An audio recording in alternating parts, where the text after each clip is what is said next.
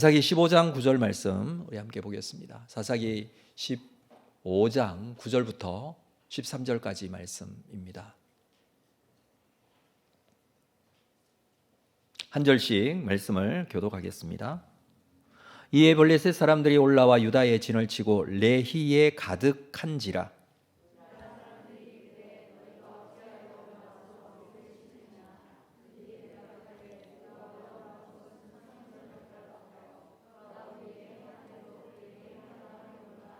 유다 사람 3,000명이 에단 바위 틈에 내려가서 삼손에게 이르되 너는 블레셋 사람이 우리를 다스리는 줄을 알지 못하느냐? 내가 어찌하여 우리에게 같이 행하였느냐 하니 삼손이 그들에게 이르되 그들이 내게 행한 대로 나도 그들에게 행하였노라 하니라.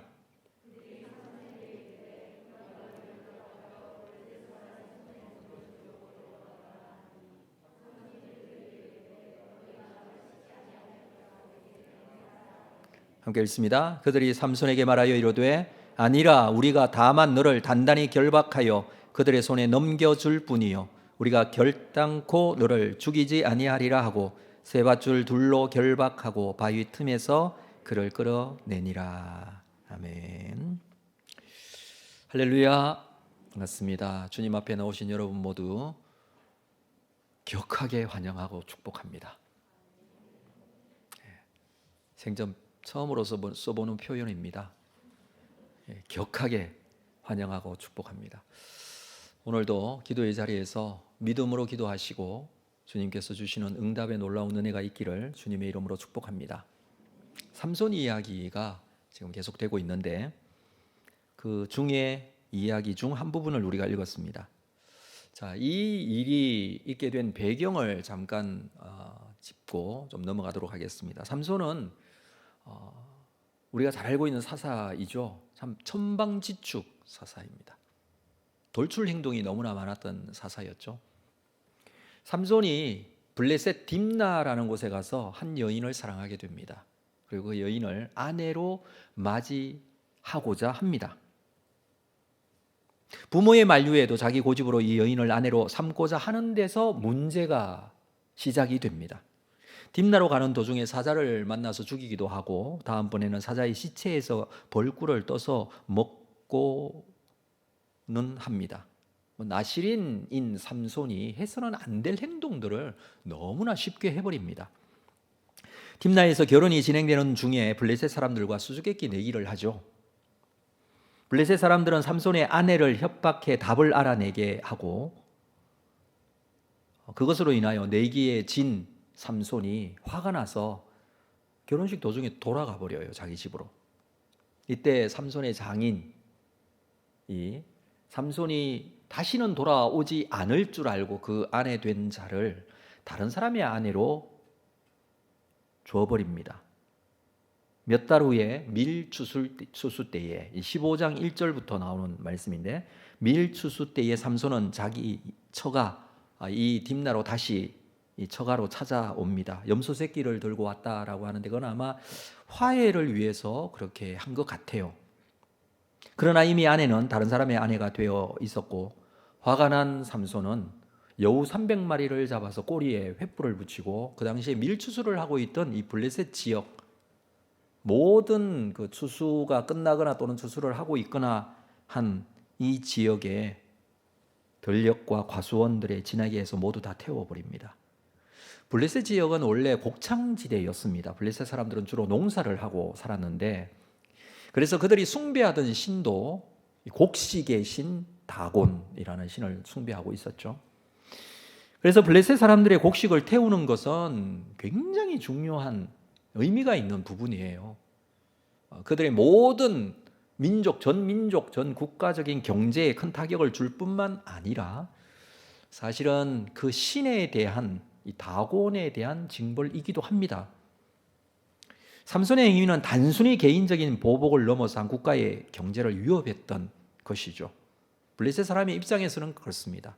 그래서 블레셋 사람들은 너무나 황당한 일을 당해서 이러한 경제적 큰 손실을 입힌 원인을 찾습니다. 6절 말씀 돌아가서 좀 보면 블레셋 사람들이 이르되 누가 이 일을 행하느냐 하니 사람들이 대답하되 딥나 사람의 사위 삼손이니 장인이 삼손의 아내를 빼앗아 그의 친구에게 준 까닭이라 하였더라.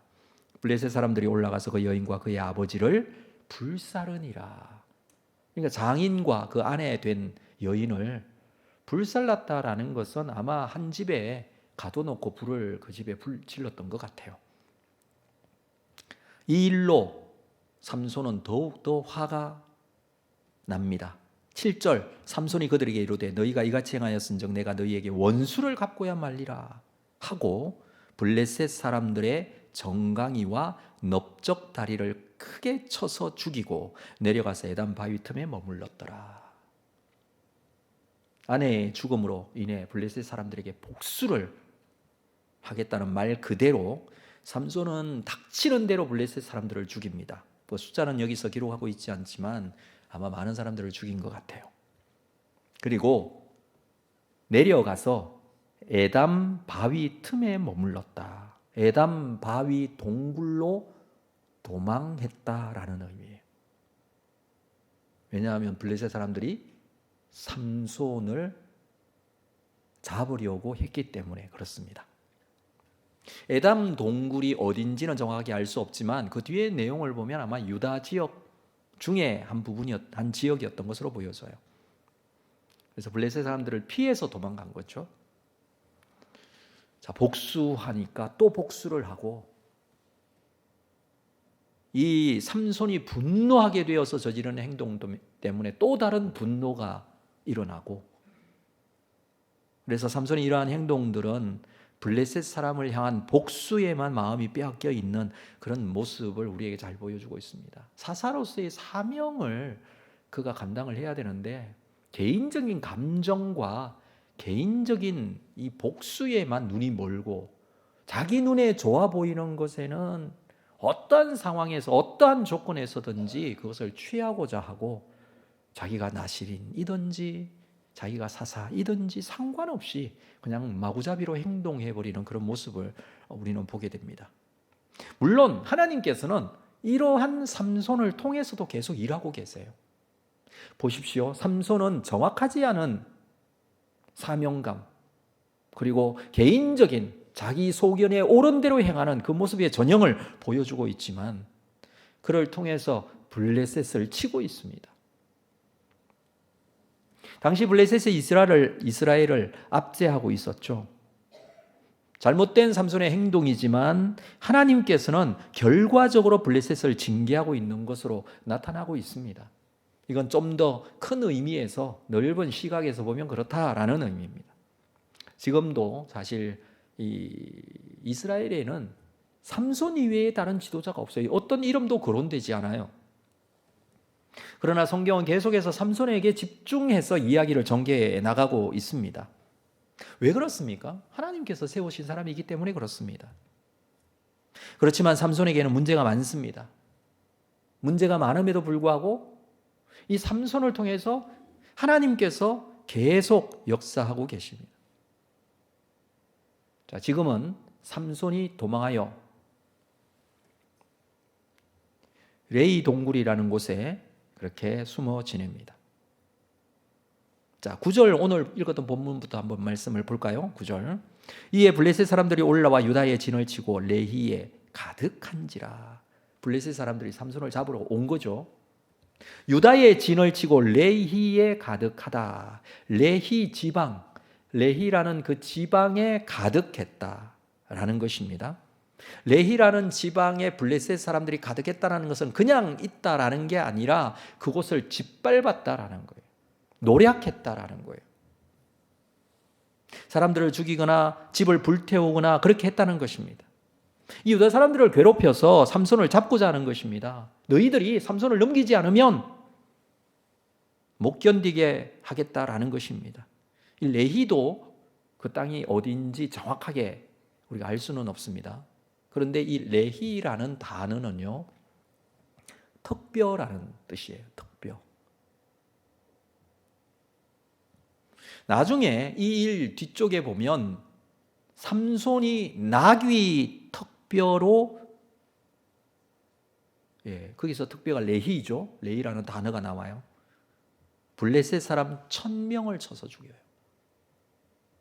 블레셋 사람 1000명을 쳤다라는 것은 블레셋 사람의 특별을 쳤다라는 의미예요. 그러니까 삼손은 레히에서 블레셋 사람들이 유다 사람들을 노략한 것 때문에 나중에 블레셋 사람에게 잡혀가게 되는데, 잡혀가서 나귀 특뼈인 레히를 가지고 블레셋 사람의 특뼈를 쳐서 1000명을 쳐서 죽이는, 그리고 그곳 이름을 라맛 레히라고 합니다. 히브리 문학에서는 이런 언어적 유희들이 굉장히 많이 등장을 해요. 얼마나 많은 블레셋 사람들이 몰려왔는지는 여기서는, 오늘 본문에서는 나오지 않지만 아마 1000명쯤 됐던 것 같아요. 왜냐하면 나중에 삼손이 죽인 사람이 1000명이니까요. 그런데 이 사람들이 몰려왔는데 유다 사람들은 전혀 싸울 생각이 없어요. 자, 10절 말씀 보겠습니다. 유다 사람이 이르되 너희가 어찌하여 올라와서 우리를 치느냐?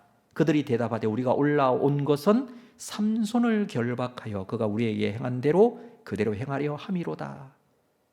왜 이렇게 하느냐고 물으니까 삼손만 잡아가면 된다는 거예요. 여러분, 이 질문과 대답의 문제가 사실 심각합니다. 이스라엘은 지금 이방 민족인 블레셋에 의해서 압제를 당하고 있습니다. 13장 1절부터 시작된 말씀에 보면 이스라엘 자손이 여호와의 목전에서 악을 행하여 40년 동안이나 블레셋 사람의 손에 넘겨주었다라는 표현이 나옵니다.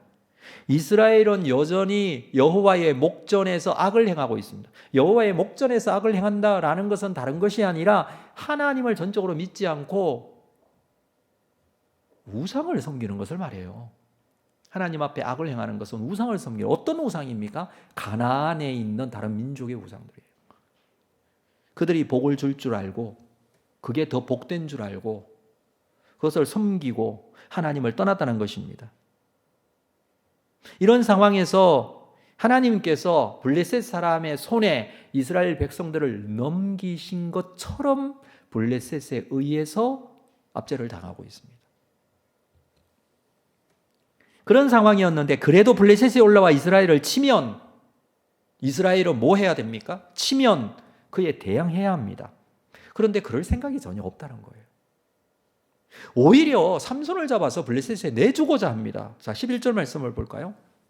유다 사람 3000명이 에담 바위 틈에 내려가서 삼손에게 이르되 너는 블레셋 사람이 우리를 다스리는 줄을 알지 못하느냐?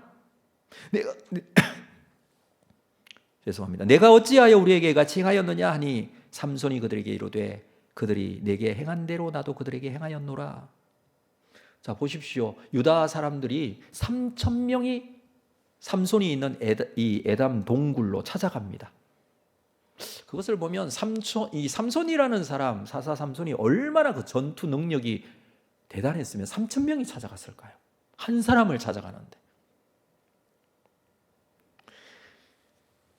나중에 그 삼손이 블레셋 사람을 나귀 턱뼈로 쳐 죽인 사람이 1000명이라고 그랬는데, 여러분 1000명이 레이 지방에 와서 이스라엘 백성들을 노략하면 이스라엘 지금 백성들이 몇 명이 찾아갔다고요? 3000명이 찾아갔으면 3000명 대 1000명 누가 이길까요? 생각하고 계시죠? 누가 이길까요? 1000명 대 3000명 정말 그럴까요? 해볼만 하지 않을까요? 그렇죠? 이스라엘 백성들은 3000명이고 블레셋 사람이 1000명이라면 그들이 와서 짓밟고 있다면 이 3000명의 군사가 해볼만 하잖아요. 그런데 싸울 의지가 전혀 없습니다. 무엇보다도 하나님께서 함께 하신다는 믿음을 가지면 무서울 게 뭐가 있어요? 기드온의 300명의 용사 잘 알고 계시잖아요. 미디안의 14만 5천 명과 싸워서 그들을 쳐부수고 이깁니다. 누가 함께 했기 때문에?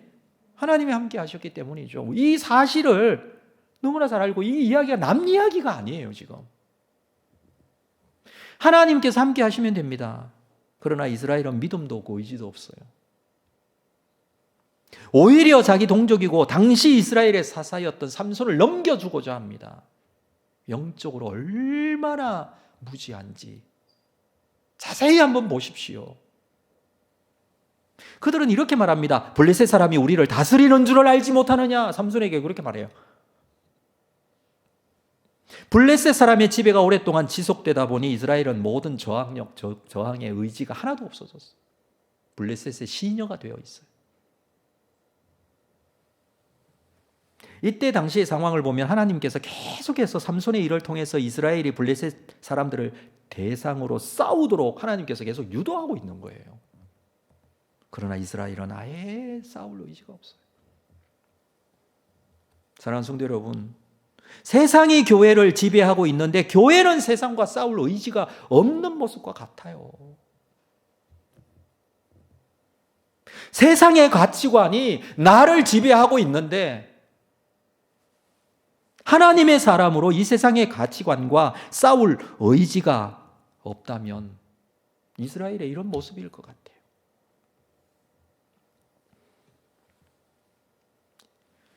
이스라엘 사람들은 그저 블레셋 사람들이 몰려와 행패를 부리는 것에 겁을 먹고는 그 이유를 말해달라고 부탁하고 있습니다. 왜 그러세요? 우리를 왜 이렇게 힘들게 하세요? 블레셋 사람들이 뭐라 그럽니까? 삼손을 내놓아라. 지금 이렇게 하니까 유다 사람들이 이 3,000명을 모아서 에담 동굴에 있는 삼손을 찾아가서 어찌하여 우리에게 이렇게 하느냐? 이 블레셋 사람들이 우리를 다스리고 있는 건 모르느냐? 지금 그 이야기를 하고 있는 거예요. 정말 기가 막히지 않습니까? 이 사람들이 하나님의 백성들입니까? 이 사람들이 하나님을 믿고 있는 사람들입니까? 이 사람들이 그의 조상들이 애굽에서 출애굽하여 홍해를 건너게 하시고 광야 40년 만나로 먹이시고 그들을 인도하여 가나안 땅에 들어가게 하신 그 하나님을 믿는 사람들이냐라는 거예요. 블레셋 사람들의 손에서 구원하시려고 하나님께서 세우신 삼손이에요. 유다 사람들이 자신의 평화와 안전의 위협적인 존재로 취급하고 있습니다. 이스라엘은 하나님에 대한 믿음도 하나님의 능력을 의지해 싸워 보겠다는 의지도 하나도 없어요.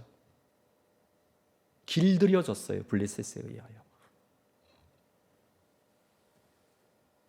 지금 이스라엘의 모습이 누구의 모습과 같은 줄 아세요? 블레셋의 모습과 같아요. 하나님이 없는 신앙, 믿음이 없는 블레셋 사람들과 똑같은 윤리적 가치를 따라서 행동해요. 이게 세상적인 블레셋의 논리를, 그 가치관을 그대로 답습하고 있다. 세상 사람들은 힘의 논리에 의해서 움직이잖아요. 눈에 보이는 힘의 논리. 하나님의 사람은 힘의 논리에 의해서 움직입니까? 아니요. 하나님을 믿는 믿음의 논리에 의해서 움직이는 사람들이잖아요. 그들이 원하는, 블레셋이 원하는 그대로. 참 기가 막히지 않죠? 3,000명이나 되고 이 사람도 1,000명밖에 안 된다고요. 그들이 원하는 그대로 해줍니다. 그들이 원할 때, 그들이 쳐들어와서 이 레히 지방을 짓밟고 있을 때에 그 상황을 보고서 이렇게 반응해야죠. 도대체 이게 뭐지? 왜 이들이 원하는 대로만 우리가 해야 되나? 이런 의문이라도 가져야 돼요. 왜 우리가 하나님의 백성으로서 세상 그 가치관을 따라 살아야 하는가? 이런 도전의식이 필요하다고요. 삼손도 마찬가지입니다. 사사지만 개인적인 감정에 사로잡혀서 하나님께서 맡기신 사명, 이해하지 못하고 그 사명대로 살지 않습니다. 그럼 이 삼손의 출생 이야기를 보면 하나님께서 보내준 사람이에요. 그렇잖아요. 하나님께서 보내준 사람이에요. 사랑하는 성도 여러분, 우리를 이곳에 보내신 하나님의 목적이 분명히 있습니다. 삼손에 의한 목적이 있는 게 아니라 나에게도 목적이 있어요. 나를 우리의 가정 일원으로, 때로는 아내로, 때로는 남편으로, 때로는 자녀로, 그 가정의 구성원의 한 사람으로 나를 보내신 이유가 있다고요. 나를 힘들고 어려운 이 시대에 여기에 있게 하신 이유가 있다고요. 사랑하는 성도 여러분, 이태원 참사를 보고 뭘 느끼십니까? 세상에 소망이 있나요? 이 시대의 가치관에 젖어 살도록 우리를 부르신 게 아니에요. 오늘 우리는 우리에게 주신 기도의 제목을 붙들고 하나님의 뜻을 구하고 믿음의 사람으로, 하나님의 백성으로 주님 앞에 사명 감당할 수 있는 믿음의 사람이 되어야 돼요.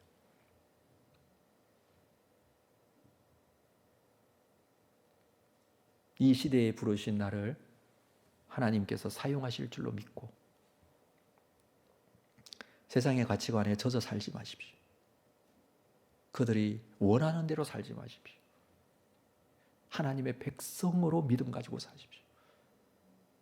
그것이 우리가 결단해야 될 내용이에요. 나의 가치관은 어디에 있는지, 나의 정체성은 어디에 있는지. 이 이스라엘 백성들의 모습, 이 사사시대를 살았던 이 사람들의 말씀을 우리에게 오늘 나에게 주시는 의미가 무엇인지를 다시 한번 찾고 정말 믿음으로, 세상의 가치관이 아니에요, 사회적인 그런 이 세상이 원하는 모습이 아니에요, 하나님을 향한 정말 간절한 믿음으로, 그리고 하나님의 능력으로 믿음 가운데 서는 여러분 되시기를 바라고, 오늘도 그 기도의 제목이 하나님께 올려질 수 있는 여러분 되시기를 주님의 이름으로 축복합니다. 기도하고 주님께 나가겠습니다. 한번 기도하겠습니다. 하나님 아버지, 우리의 마음을 다시 한번 주님께로 향합니다. 그동안 살았던 세상을 뒤로하고 살았던 세상의 가치관을 벗어놓고 하나님께서 말씀으로 우리에게 도전하시고 오늘도 우리를 인도하심을 믿고 다시 한번 우리 자신을 주님 앞에, 말씀 앞에 세웁니다. 하나님을 믿는 사람으로 서기를 원합니다. 이 시대에 우리를 불러주시고 이 세상을 보게 하시고, 그러나 세상에 젖지 않고 살아계신 하나님을 바라보며 믿음 가운데 서 있는 자가 되기를 원합니다. 오늘도 우리에게 주신 기도의 제목들 붙들고 주님 앞에 나아갑니다. 우리의 기도 가운데 함께하여 주옵소서. 예수님의 이름으로 기도합니다. 아멘.